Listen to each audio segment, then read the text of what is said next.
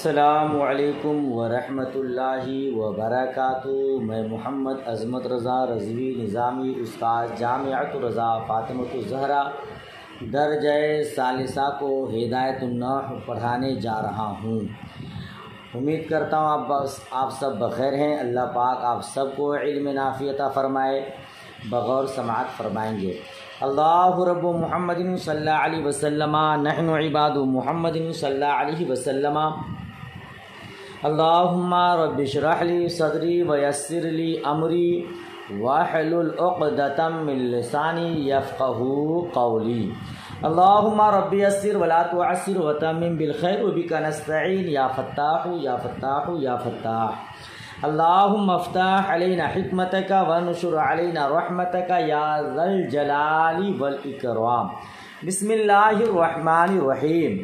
وَإِن كَانَ أَحَدُ الْإِسْمَيْنِ مَعْرِفَةً وَالْآخَرُ نَكِرَةً فَاجْعَلِ الْمَعْرِفَةَ مُبْتَدَأً وَالنَّكِرَةَ خَبْرًا الْبَتَّةً كَمَا مَرَّ۔ وَإِن كَانَ مَعْرِفَتَيْنِ فَاجْعَلْ أَيُّهُمَا شِئْتَ مُبْتَدَأً وَالْآخَرَ خَبْرًا نَحْوُ اللَّهُ إِلَٰهُنَا وَمُحَمَّدٌ نَبِيُّنَا وَآدَمُ أَبُونَا۔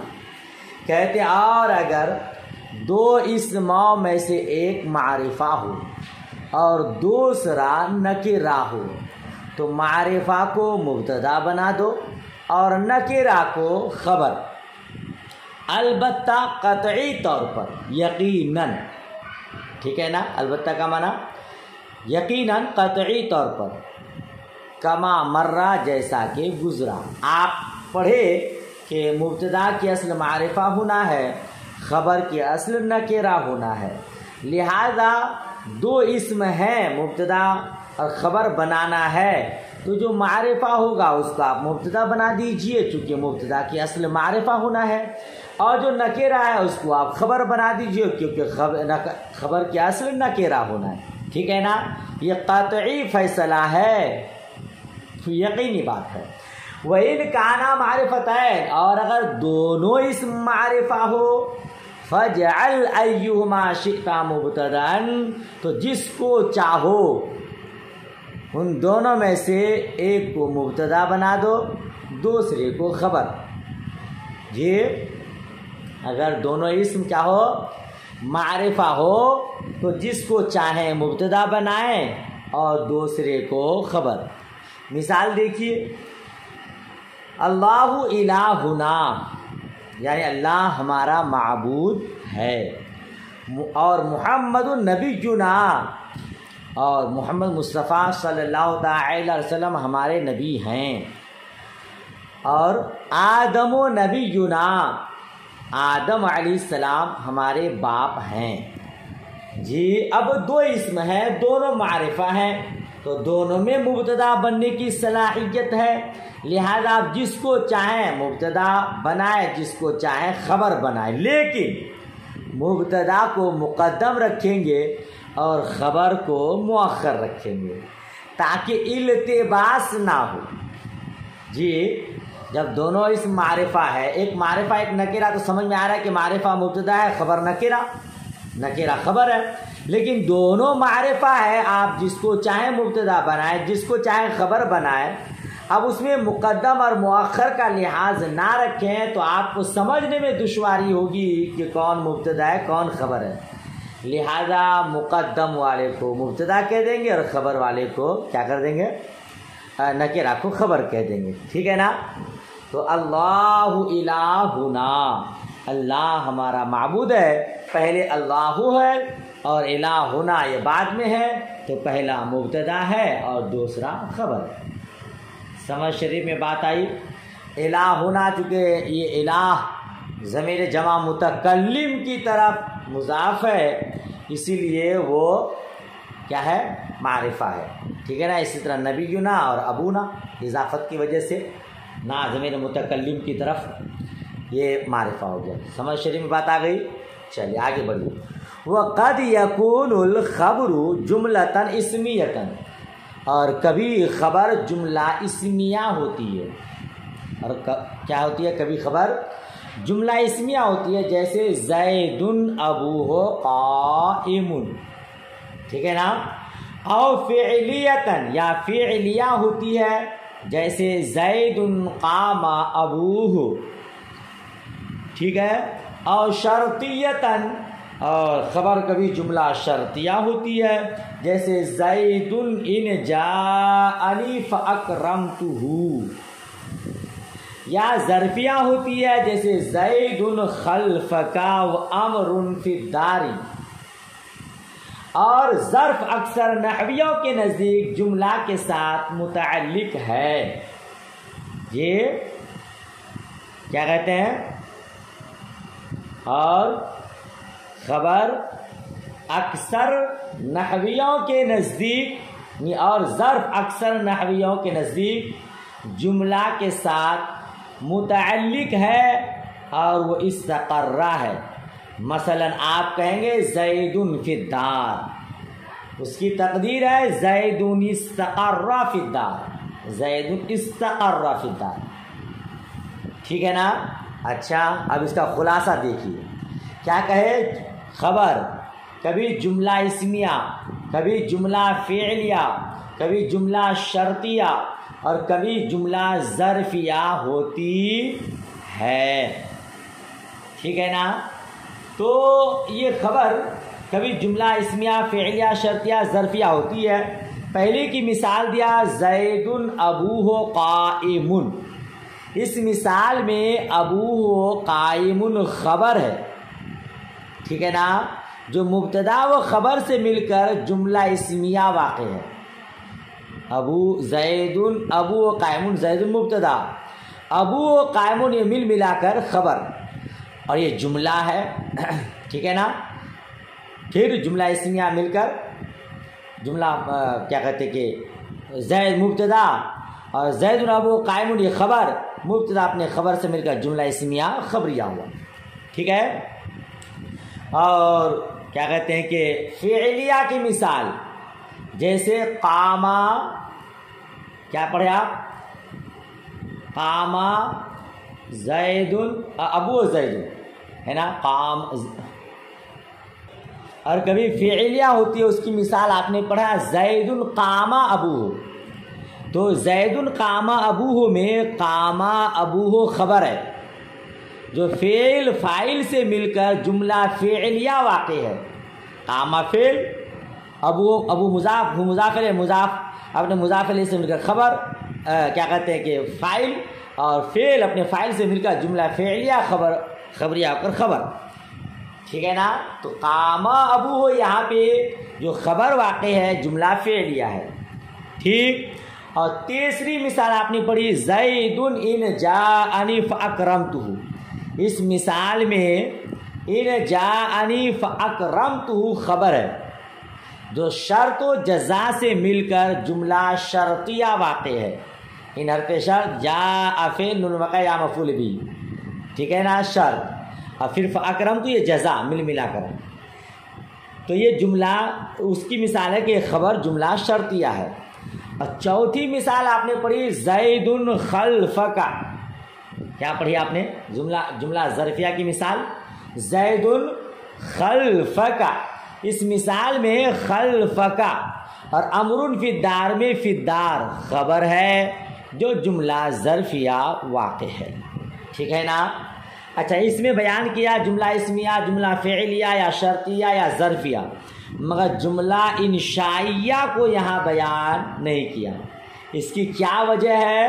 تو یاد رکھیے گا، جملہ انشائیہ کو یہاں بیان نہ کرنے سے اس بات کی طرف اشارہ ہے کہ مصنف علیہ رحمہ کے نزدیک بھی جمہور کا مذہب پسندیدہ ہے.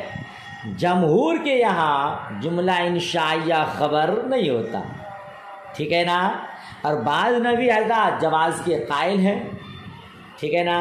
اور جمہور کا کہنا ہے کہ اگر کبھی جملہ انشائیہ خبر واقع ہوا ہے تو وہ تعویل کے بغیر درست نہیں ہے، اس میں تعویل ہوتی ہے، ٹھیک. اسی لیے جملہ انشائیہ کو یہاں بیان نہیں کیا.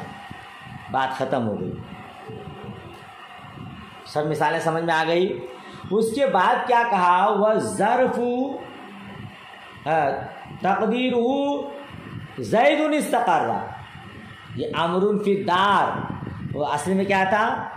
زید استقر فی الدار، ہے نا.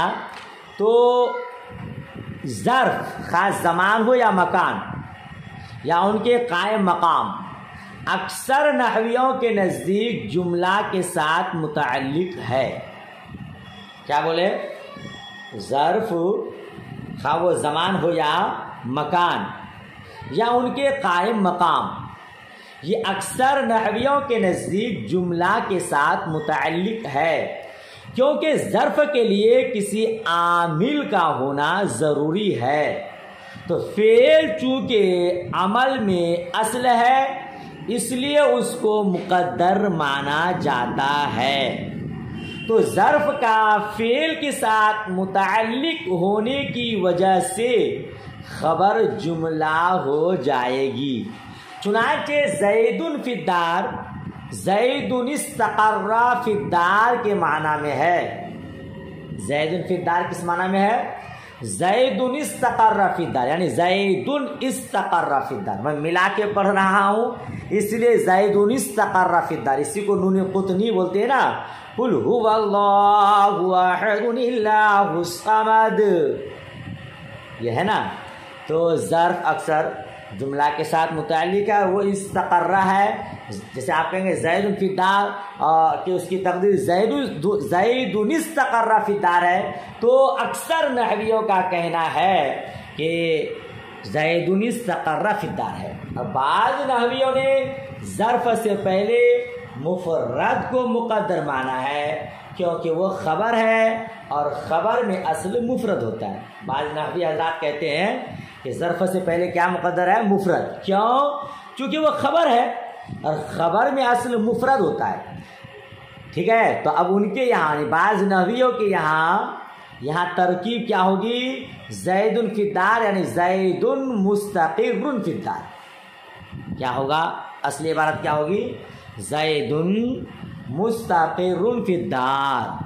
اس میں فاعل یا اس میں مفعول کے متعلق ہوگا. مستقر بھی کہیں گے اور مستقر بھی بولیں گے. سمجھ شریف میں بات آئی؟ یہ امر فی الدار یا زید فی الدار کی عبارت ہوگی زید استقر فی الدار اکثر نحویوں کے نزدیک، اور بعض کے نزدیک ہوگی زید مستقر فی الدار یا زید مستقر فی الدار کہ زید گھر میں ٹھہرنے والا ہے یا ٹھہرا ہوا ہے. یہ معنی ہوتا ہے. بات ختم ہو گئی. آگے بڑھیے. ولا بد فی الجملۃ من ضمیر یعود الی المبتدأ کالہاء. یہ اور جملہ میں ضروری ہے ایسی ضمیر کا ہونا جو مبتدا کی طرف لوٹے، جیسے ہا. جیسے ہا مثال دیکھیے، کل ہائے فیما مرہ، جیسا کہ گزرا. زید ابوہ قائم، نہیں پڑھے آپ؟ تو ابو ہو میں ہو ضمیر، زید ابوہ قائم، زید مبتدا ابوہ قائم خبر، اور زید قام ابوہ میں زید مبتدا قام ابوہ خبر. تو آپ مثالوں میں دیکھیے ہر جگہ ایک ہاں ضمیر ہے جو لوٹ رہی ہے زید مبتدا کی طرف. جی زید مبتدا کی طرف لوٹ رہی تھی. کہ ضمیر کا ہونا ضروری ہے. ضمیر کا ہونا ضروری کیوں ہے اس کو بھی آپ سمجھیے. دیکھیے مبتدا اور خبر دونوں کے درمیان ربط ہوتا ہے، تعلق ہوتا ہے نا. لیکن جب خبر جملہ واقع ہو جائے گی تو جملہ خود مستقل ہے، وہ دوسری کی طرف اس کے ارتباط یا نسبت کی ضرورت ہی نہیں ہے. نہیں سمجھے؟ مبتدا اور خبر کے درمیان تعلق ہوتا ہے، ربط ضبط ہوتا ہے. لیکن جب خبر جملہ واقع ہو جائے تو پھر وہ ارتباط کا محتاج نہیں، وہ خود ایک مستقل ہو جائے گا. ٹھیک ہے. اب خبر کو جو جملہ واقع ہے مبتدا کے ساتھ کوئی تعلق نہیں رہے گا، ارتباط ربط ضبط نہیں رہے گا. اسی لیے کہا گیا ہے کہ خبر جب جملہ واقع ہو تو اس میں ایک ایسی ضمیر ہو جو لوٹے مبتدا کی طرف، تاکہ یہ ضمیر خبر کو مبتدا سے جوڑ کر رکھے، تعلق بنائے رکھے. سمجھ شریف میں بات آئی. اسی لیے جب خبر جملہ واقع ہو تو اس میں ایک ایسی ضمیر کا ہونا ضروری ہے جو لوٹے مبتدا کی طرف. سمجھ شریف میں بات آئی. تو ابھی آپ نے جو مثال پڑھی زید استقر فی دار، یعنی زید استقر فی دار، اس میں استقر کے اندر جو ضمیر پوشیدہ ہے وہ ضمیر لوٹ رہی ہے زید مبتدا کی طرف. ٹھیک ہے. اور کبھی لام ہوتا ہے، کبھی لام ہوتا ہے جو لوٹتا ہے مبتدا کی طرف. مثال دیکھیے جیسے نعم الرجل، نعم الرجل، تو اس میں جو ہے نا الرجل میں الف لام جو ہے وہ لوٹ رہا ہے مبتدا کی طرف. اور کبھی اس میں ظاہر کی جگہ، کبھی اس میں ظاہر ضمیر کی جگہ ہوتا ہے، جیسے الحاقۃ ملحاقہ میں. اور کبھی خبر کا مبتدا کی تفسیر ہونا، خبر کا مبتدا کی، یہاں پر نا کہ کبھی اور جملہ میں ایک ضمیر کا ہونا ضروری ہے، لیکن کبھی خبر کا مبتدا کی تفسیر ہونا یہ بھی ربط کو پیدا کرتا ہے. جیسے سورہ اخلاص میں قل هو اللہ احد، ہوا جو ضمیر ہے، ٹھیک ہے نا، چونکہ یہ بنسبت دوسرے روابط کے کثیر الوقوع ہے، اسی لیے متن میں صرف ضمیر کو بیان کیا گیا. یعنی ایک ضمیر کے علاوہ یہ ساری چیزیں بھی ہیں جو خبر میں ہوتی ہے اور مبتدا کی طرف لوٹتی ہے، مبتدا اور خبر کے درمیان تعلق پیدا کرتا ہے، لیکن زیادہ تر اس ضمیر کی وجہ سے تعلق ہوتا ہے اور یہ ضمیر لوٹتی ہے مبتدا کی طرف. اسی لیے یہاں ہدایت 9 میں صرف اسی کو بیان کیا ہے. بہرحال آپ اتنا صرف یاد رکھیے کہ اگر خبر جملہ واقع ہو تو اس میں ایک ضمیر ہونا ضروری ہے جو لوٹے مبتدا کی طرف تاکہ ربط بنائے رکھے. سمجھ شریف میں بات آ گئی. آگے کی عبارت دیکھیے وَيَجُوزُ حَذْفُهُ عِنْدَ وَجُودِ قَرِينَةٍ نَحْوَ الثَّمَنُ مَنْوَانِ بِدِرْهَمٍ وَالْبُرُّ الْكُرُّ بِسِتِّينَ دِرْهَمًا. اور کبھی قرینہ کی موجودگی میں اس کا حذف جائز ہے.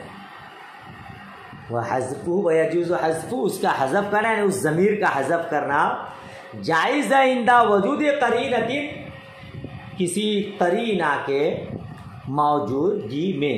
جیسے الثمن منوان بدرہم، معنی گھی 2 من اس سے 1 درہم کے بدلے میں ہے. کیا معنی؟ گھی 2 من اس سے 1 درہم کے بدلے میں ہے. والبر الکر بستین درہمن، اور گیہوں 1 کر اس سے 60 درہم کے بدلے ہے. کر ایک وزن ہے، جس طرح ہم لوگ 5 کلو کا 10 کلو کا ایک وزن رکھتے ہیں. 1 من ہوتا ہے، ہمارے یہاں بنگال بہار میں 1 من 40 کلو کا ہوتا ہے، یہاں گجرات میں 1 من 20 کلو کا ہوتا ہے. تو یہ من، یہ کر ایک وزن ہے نا. ہمارے یہاں بنگال بہار میں 5 کلو کو پسہری بولتے ہیں، آپ کے یہاں نہ جانے کیا بولتے ہیں. تو یہ ایک وزن ہے. کہتا ہے البر الکر بستین درہمن، یعنی گیہوں 1 کر اس سے 60 درہم کے بدلے ہے. اچھا، یہاں ضمیر کا حذف کرنا کیا ہے؟ جائز ہے. کیوں؟ دیکھیے الثمن منوان بدرہم میں الثمن مبتدا ہے اور منوان یہ دوسرا مبتدا ہے. 2 مبتدا ہے. الثمن مبتدا اول، منوان مبتدا ثانی، اور بدرہم اس کی خبر. ٹھیک ہے. تو مبتدا ثانی اور خبر دونوں مل کر مبتدا اول کی خبر ہے، جس میں ضمیر عائد محذوف ہے، لوٹنے والی ضمیر محذوف ہے. اصل عبارت ہے الثمن منوان منہ بدرہم، اس میں من ہو جار مجرور مل کر منوان کی صفت ہے، اس کا حذف اس لیے جائز ہے کہ جب الثمن یعنی گھی کہا گیا اور اس کے بعد منوان بے درہمن کہا گیا، ٹھیک ہے نا، کہ 2 سیر 1 درہم کے بدلے، تو معلوم ہوا کہ یہ منوان اسی ثمن سے ہے، اسی لیے منہو کو یہاں بیان کرنے کی ضرورت نہیں۔ شاید کم سمجھ میں آیا، آپ کو آسان لفظوں میں سمجھاؤں۔ آپ گھی کی دکان میں گئے ہیں اور اس سے آپ 2 من گھی مانگ رہے ہیں، آپ نے پوچھا 2 من گھی کی قیمت کیا ہے؟ اس نے کہا کہ 1 درہم۔ کیا کہا اس نے؟ 1 درہم۔ کیا دکاندار کو یہ بولنا ضروری ہے؟ آپ گھی کی دکان میں گئے ہیں، 2 من گھی کی قیمت پوچھ رہے ہیں، اس نے 1 درہم بول دیا، آپ نے کہا بھائی 2 من گھی کی قیمت کیا ہے؟ اس نے کہا 1 درہم۔ تو کیا سامنے والے یعنی دکاندار کو یہ کہنا ضروری ہے کہ اس گھی کی میں سے 2 من گھی کی قیمت 1 درہم ہے؟ ارے آپ گھی کی دکان میں گئے ہیں تو گھی کا ہی بھاؤ نہ پوچھ رہے ہوں گے، گھی کی دکان میں آپ جا کر کے شہد کا بھاؤ، شہد کی قیمت تھوڑی پوچھ رہے ہوں گے۔ تو گھی کی دکان میں جا کر 2 من گھی کی قیمت پوچھنے سے دکاندار کو صرف 1 درہم بولنا کافی ہے، یہ بولنا ضروری کہ اس گھی کی میں سے 2 من گھی کی قیمت جو ہے 1 درہم ہے، ٹھیک ہے نا۔ تو ضمیر کا ہونا اس میں ضروری نہیں ہے، ظاہر سی بات ہے گھی والا گھی کا ہی بھاؤ بولے گا۔ اسی طرح البر القر ب60 درہمن، دیکھیے آپ البر القر ب60 درہمن میں البر مبتدا اول ہے اور القر یہ مبتدا ثانی اور ب60 خبر ہے، پھر مبتدا ثانی اور خبر دونوں مل کر مبتدا اول کی خبر ہے، اس میں بھی ضمیر محذوف ہے۔ اصل عبارت ہے البر القر منہ ب60 درہمن، ٹھیک ہے نا، یہاں منہ ضمیر محذوف ہے، کیوں؟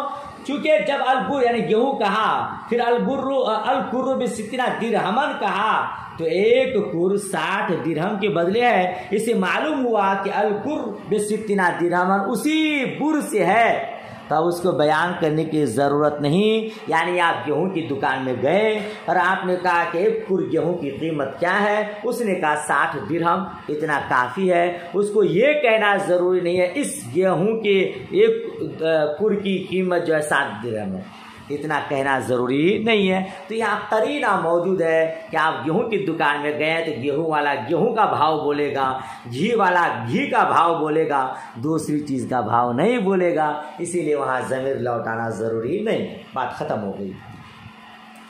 وقد يتقدم الخبر على المبتدأ نحو في الدار زید، اور کبھی خبر کو مبتدا پر مقدم کرنا کیا جاتا ہے، اور خبر کبھی مبتدا پر مقدم ہوتی ہے، جیسے فی الدار زید یعنی گھر میں زید ہے، ٹھیک ہے نا۔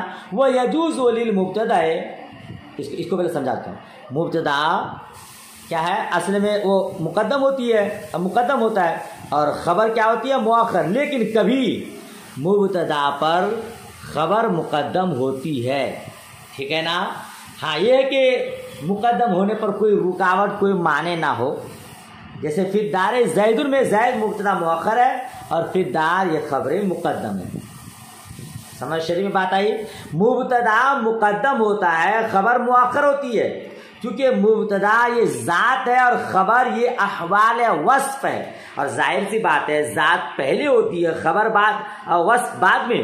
آپ پہلے غوثیہ راضی ہیں، آپ فلاں ہیں فلانا ہے، لیکن بعد میں جا کے آپ بنیں گے عالمہ، فاضلہ، زاہدہ، متقیہ، عفت ماپ، عزت ماپ، عصمت ماپ، محترمہ، مکرمہ۔ تو یہ اوصاف ہیں، یہ بعد میں ہوتے ہیں، ذات پہلے ہوتی ہے۔ سمجھ شریف میں بات آ رہی ہے؟ اسی لیے مبتدا پہلے ہوتی ہے، لیکن کبھی کبھی خبر بھی مبتدا پر مقدم ہوتی ہے جب کوئی رکاوٹ نہ ہو۔ بات ختم ہوئی ہے نا۔ وَيَجُوزُ لِلْمُبْتَدَإِ الْوَاحِدِ أَخْبَارٌ كَثِيرَةٌ نَحْوُ زَيْدٌ عَالِمٌ فَاضِلٌ عَاقِلٌ، اور ایک مبتدا کے لیے چند خبر کا لانا جائز ہے۔ جی مبتدا کے لیے بہت سی خبریں ہوتی ہے، یہ جائز ہے. جیسے زید عالم ہے، فاضل ہے، عاقل ہے، بالغ ہے، ٹھیک ہے. تو زید ایک مبتدا ہے، عالم، فاضل، عاقل، یہ سب اس کی خبر ہے. ایک مبتدا کے لیے چند خبریں ہوتی ہیں. جیسے حضور اعلیٰ حضرت رضی اللہ تعالی عنہ کے کتنے اوصاف ہیں: مجدد دین و ملت، مظہر غوثیت، سراپا کشف و کرامت، زبدۃ العارفین، قدوۃ السالکین. بہت سارے القاب ہیں. تو ایک آدمی کے لیے بہت ساری صفات ہوتی ہیں. آپ عالم بھی ہیں، فاضل بھی ہیں، مفتی بھی ہے، قاری بھی ہے، حافظ بھی ہے، اور پھر کیا ہے، مدرس بھی ہے، مقرر بھی ہے، محدث بھی ہے، مفکر بھی ہے، مبلغ بھی ہے. حضور اعلیٰ حضرت رضی اللہ تعالیٰ عنہ کے آپ جو ہے شہزادے حضور مفتی اعظم ہند کو دیکھیے، آپ بہت سارے صفات کے مالک ہیں. پھر سرکار مفتی اعظم ہند کے نواسے حضور تاج الشریعہ علیہ الرحمہ میرے پیر و مرشد کو دیکھیے، نہ جانے کتنے اوصاف کے مالک ہیں، محقق، مدقق، مفسر سب ہے. تو ایک مبتدا کے لیے چند خبریں لانا جائز ہے اور چند خبریں ہوتی ہیں. سمجھ میں بات آ گئی؟ چلیے آگے دیکھیے. وَعْلَمْ أَنَّ لَهُمْ قِسْمًا آخر مِنَ الْمُبْتَدَإِ، جان لو کہ مبتدا کی ایک دوسری قسم ہے. مبتدا کی ایک دوسری قسم ہے، لیسا مسند الیہ، جو مسند الیہ نہیں ہوتی. وہ صفت وقعت بعد حرف النفی، اور وہ صفت ہے جو حرف نفی کے بعد واقع ہوتی ہے. جیسے ما قائم زیدن، ما قائم